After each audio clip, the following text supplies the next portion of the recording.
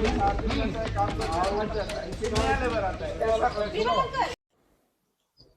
सभी का स्वागत करता हूं मैं राज न्यूज में।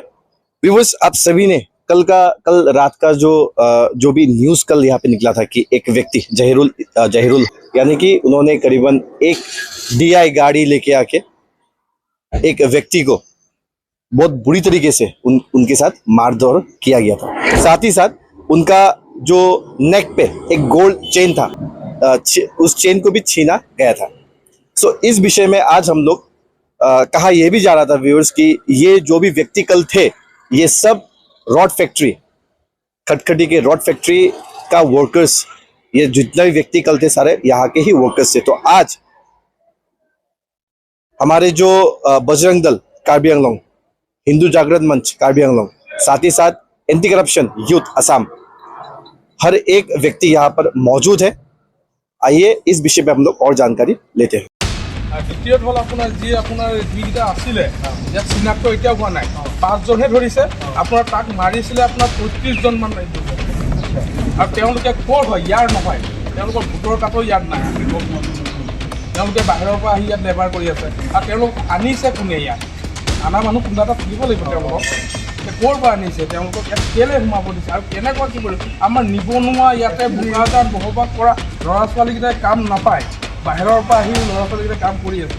সেইটো আমাৰ প্ৰশ্ন। এক নম্বৰ। আৰু দ্বিতীয় প্ৰশ্ন হ'ল কি হ'ল, আপোনাৰ বাহিৰৰ পৰা আহি হিন্দু ল'ৰা এটাক মাৰি দিব, এইটোতো আমি কোনো কাৰণত সহ্য নকৰোঁ। কোনো কথা নাই, বতৰা নাই। আপোনাৰ তেওঁ কিবা এটা পাবলগীয়া আছিলে, তেওঁ সেই কথাটো সুধিব যোৱাৰ লগে লগে আক্ৰমণ কৰিছে, মাৰ্ডাৰ কৰাৰ নিচিনা কৰিছে। সেইটো আমাৰ দুখ লাগিছে। আৰু ইয়াত আপোনাৰ টোটেলি এতিয়া আপোনাৰ যিকেইটা আছে, আপোনাৰ টোটেলি আমাৰ মুছলিম লেবাৰৰ লগত কোনো সমঝোতা নাই, টোটেলি বন্ধ হ'ব লাগে আমাৰ আৰু লোকেল মানুহ লাগিব। ঠিক আছে। যিহেতু যোৱাকালি যি এটা অমানৱীয় ঘটনা সংঘটিত হৈছিলে, তাত আমি জানিব পাৰিছোঁ যে যিসকল মাৰধৰ কৰিছিলে তেওঁলোকে খটখটি জ্বলাই দিম, আনকি হিন্দুসকলক লৈ পেলাই বিভিন্ন অসভ্য গালি গালাজ কৰা আমি জানিব পাৰিছোঁ। এই বিষয়ত আপোনালোকে সংগঠনৰ নেতৃবৰ্গ আহি পেলাই আজি ইয়াত উপস্থিত হৈ পেলাই আপোনালোকে মেনেজাৰৰ লগত কি কথা পাতিলে অলপ জনাব। যোৱাকালি যি সংঘটিত ঘটনা হৈছে, এইটো দুৰ্ভাগ্যজনক। আমি দুৰ্নীতি বিৰোধী যুৱ শক্তি অসম আৰু বজৰং দলে তীব্ৰভাৱে গৰিহণা দিছোঁ।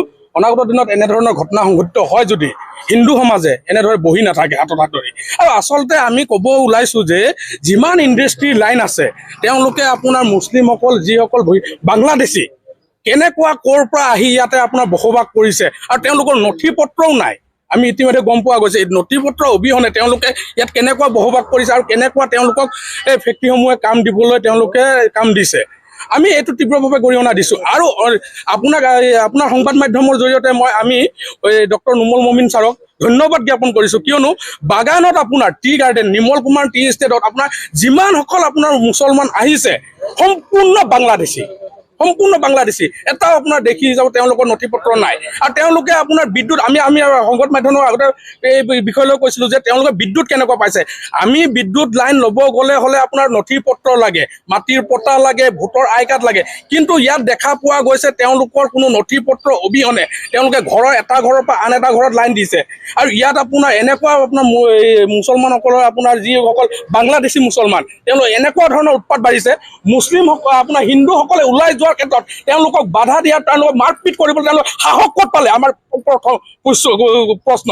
আৰু যদি এনেকুৱা তেওঁলোকে সংঘটিত ঘটনা হৈ থাকে, কিন্তু আমি হিন্দু সমাজে তেওঁলোকক ইয়াত বসবাস কৰিব নিদিওঁ। চিধা কথা, আমাৰ স্পষ্ট কথা।